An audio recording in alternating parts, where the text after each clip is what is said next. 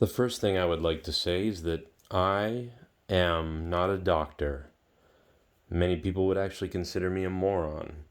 I hold no degree, nor are these numbers that I'm about to write down actually factual. But I'm going to explain how it is possible for COVID to be gone right now. Now, we're going to take vaccines and we're going to throw them aside. We're going to think of them as an afterthought and pretend that vaccines aren't real and that we don't have vaccines. Now, of course, we do have vaccines, and of course, vaccines do help people from becoming deathly ill or very sick. That's the one thing that we seem to know that they can do, is if you start to get very sick with COVID, it can sometimes prevent you from getting to that next step of hospitalization or dying. Not all the time, but it can. But we're going to throw that out for a second and pretend there's no vaccinations. Here's how, with imaginary numbers, we are going to see COVID go away. So let's pretend that the first strain of COVID was super lethal and deadly. The first strain that we ever saw of COVID. So we'll say COVID 1. COVID 1 had a spread, and this is how much and how easily it spread between people. We'll say COVID 1, the first ever strain of COVID, or some of the first couple of strains of COVID, had a spread of only, we'll say, 20%. So 20% of 100 people exposed would most likely catch it. Or you could actually kind of consider that how contagious it was. We'll just use a percentage as a number so we can kind of understand it. Now, these are just made up numbers. Like I said, you probably could really get into the data, the statistics, and that probably already exists, this breakdown somewhere. I don't know where. Maybe you can find it, and somebody who's a lot smarter than me can break this down in a factual, more closely and accurate way. But for now, we'll just kind of show this basic idea to people out there that haven't seen this yet. So COVID 1 has a 20% spread. And as far as how lethal it is, we'll say it has a 5% chance of death. We'll say of D, so I don't have to write death because I'm super lazy. We'll write death because it's pretty impactful, right?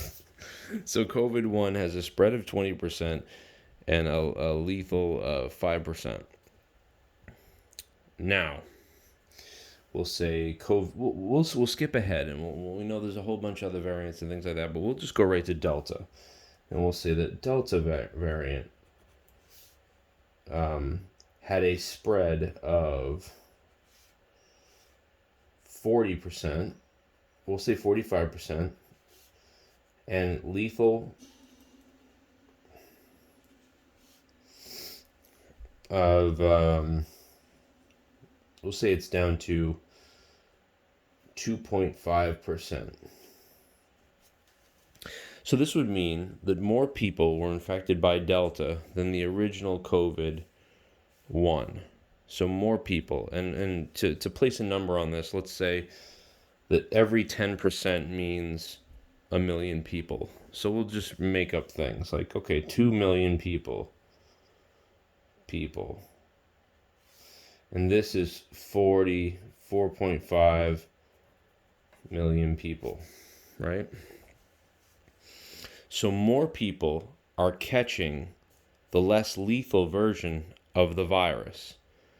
When people catch the less lethal version of the virus, they become more immunity.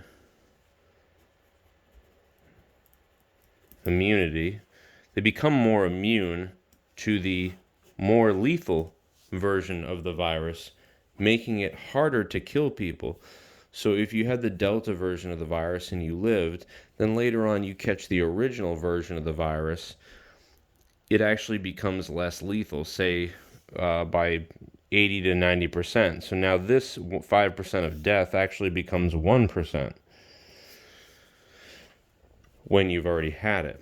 Now we're on to Omicron. Omicron infects people we know a whole lot more and faster. So we'll say Omicron is like 80%. So 8 million as far as the spread.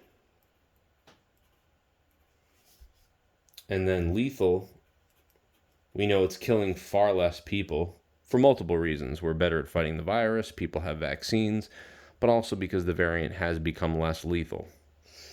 So it's down to, we'll say, maybe less than 1%, but we'll say 1% for now.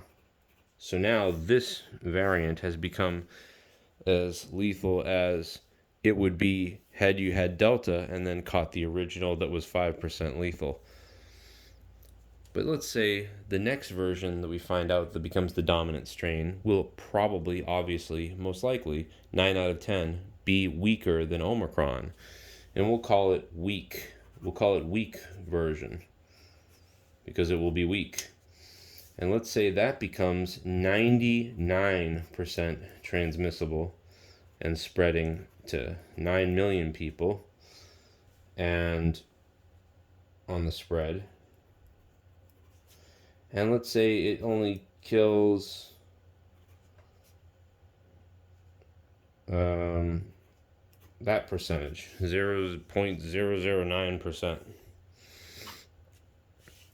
Well, now anybody who catches Omicron, who then later catches Delta, will almost have probably no chance of getting sick.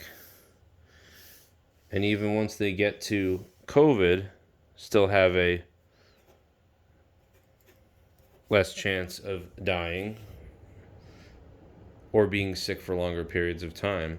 And now even more people will have caught the even smaller variant, which will program and train our bodies to fight any other version of COVID.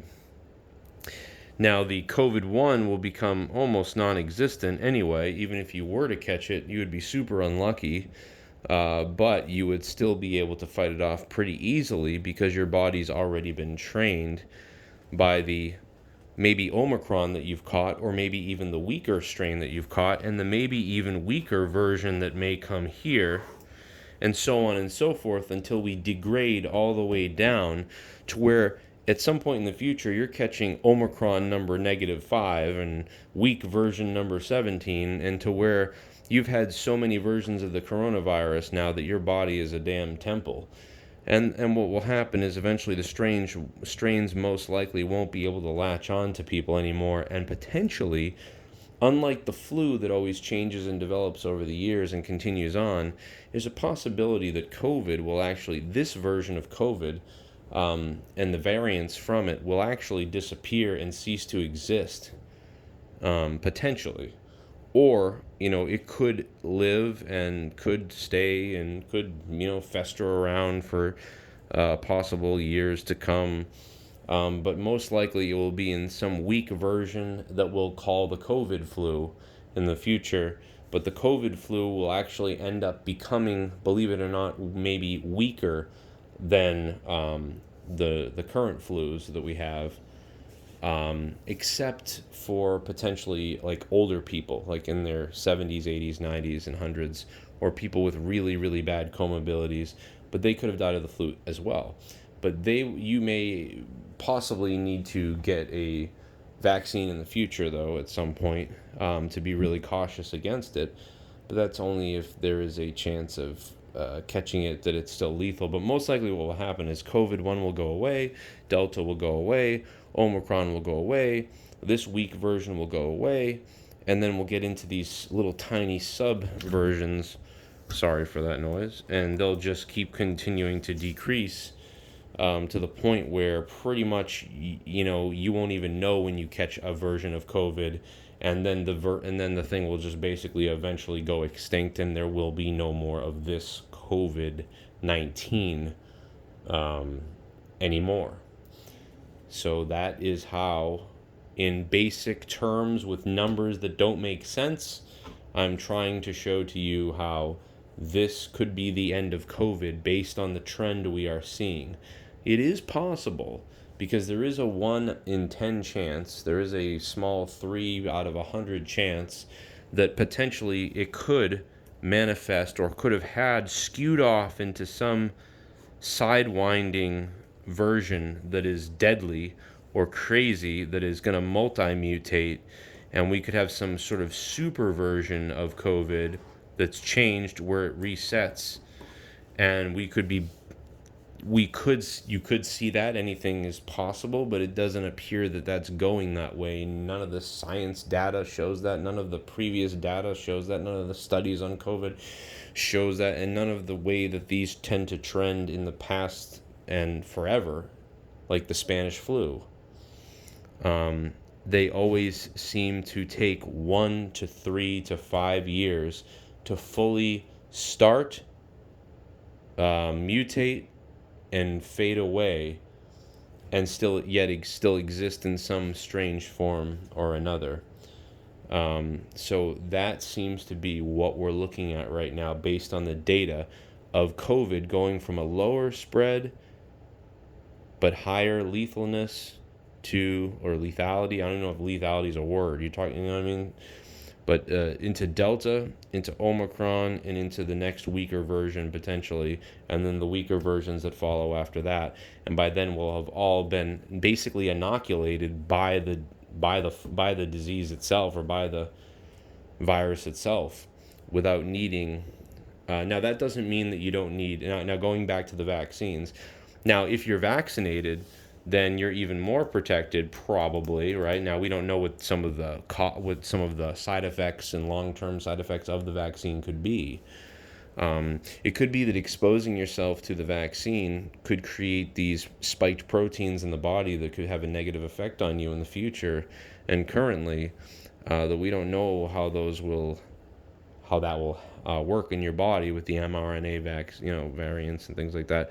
So essentially, ideally, the vaccine would help you, especially early on. It would have helped you against COVID-1, Delta maybe, and even maybe a little bit against Omicron. But really, after Omicron, if things get weaker, then you won't really have needed the vaccine, because it will be such a super, super mega low chance that you would get sick and hospitalized that you wouldn't need to get the vaccine. That will only really protect you for 3 to 6 months anyway. But if you are vaccinated, then you're kind of super protected against everything. But honestly, the just getting the virus at a weaker stage is a huge, probably good thing. That way your body can become familiar with it without going crazy. Now, I mean, some people are still dying though, so that obviously they wish they didn't catch it. So they probably would have wished they would have caught a much weaker version in the future. And therefore, it was great that they isolated for a year to 3 years, because then by the time the virus becomes so weak at this point, if it's their first time catching it, chances are they have no trouble fighting it off, most likely. And so, therefore, that is the roadmap. So I suppose if you're somebody who's a hypochondriac and you're scared and you have comorbidities and you're older, the good news is if you've been hiding for the last couple of years during COVID, you at some point in the next year or two may have no fear longer, because we won't know until the second, third variation after Omicron, but it looks like we're on the path to this disappearing in a way. Maybe never disappearing, but yet, you know what I mean, not being a worry. Now, I'm not a scientist again, and things could get worse, bad, or they could sort of hover at the Omicron and Delta stages, and they could stick around this area, and we could need things like more vaccines or to stay out of public if you're that scared. I sort of just do what I do.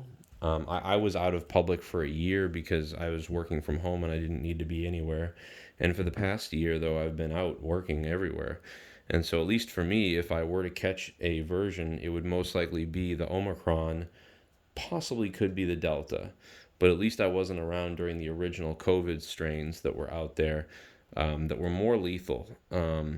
COVID and Delta were able to kind of take out some 30-year-olds who weren't in the best of shape, who were in decent shape. And it was surprising to see some 30-year-old men who did fortunately pass away during these two strains, and hopefully we'll stop seeing that around Omicron, and it will only be people with comorbidities or who are really susceptible to something that would, unfortunately pass away of Omicron. And then hopefully the next weaker versions will stop taking people like that out as well. So I think this is a good thing. But like I said, I'm a person with a GED who is a moron, and I hold no medical background. I have no real statistics or numbers in front of me to show you this.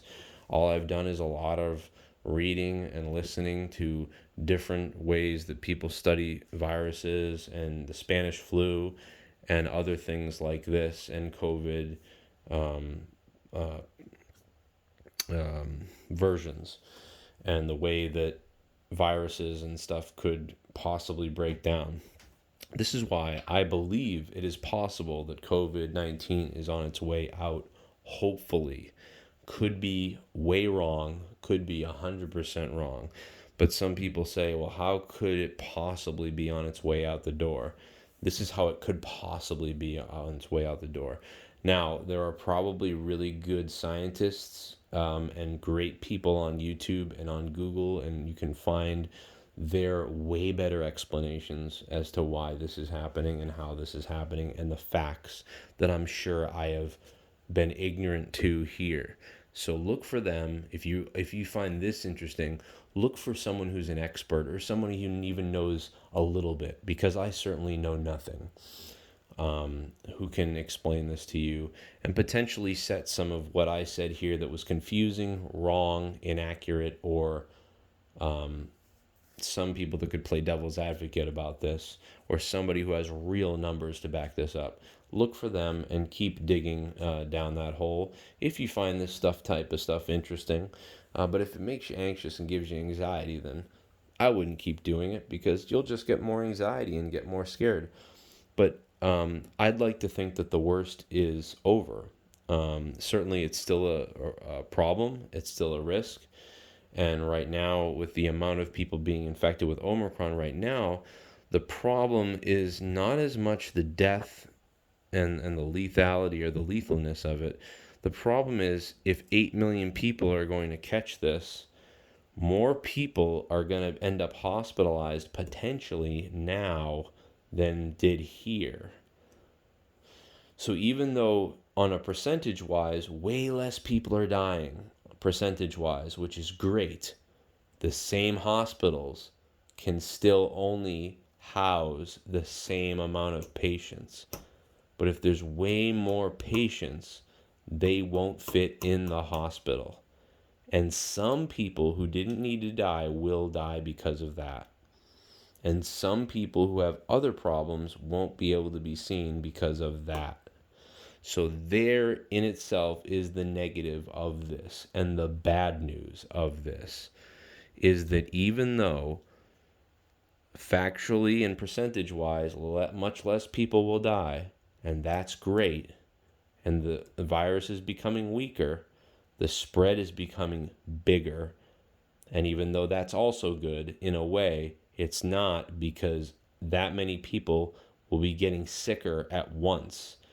And eventually those numbers will double up on the hospitals, who still have the same amount of space they had pretty much during COVID-1, Delta, Omicron, and the weaker versions.